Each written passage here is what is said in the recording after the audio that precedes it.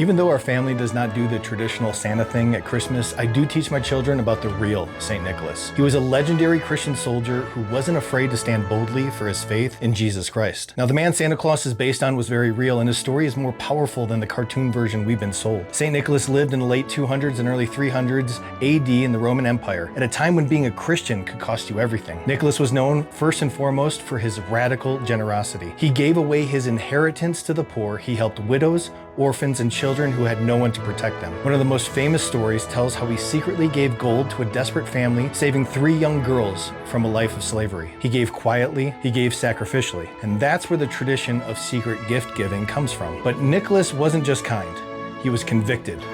During the reign of the Roman Emperor Diocletian, Christians were hunted, arrested, and tortured. Bishops were prime targets, and Nicholas was the Bishop of Myra. He was imprisoned for his faith. Early Christian tradition tells us he was beaten and persecuted for refusing to deny Jesus Christ. He didn't suffer for a symbol, he suffered for his Lord and Savior. After years of persecution, Nicholas was eventually released, and in the year 325 AD, he attended one of the most important meetings in Christian history, the Council of Nicaea. The central question was simple but explosive. Is Jesus Christ truly God, or merely a created being? A teacher named Arius stood up and denied the full deity of Christ, and Nicholas, who had already been imprisoned and beaten for that truth, could not remain silent. According to church history, he crossed the room and punched Arius in the face.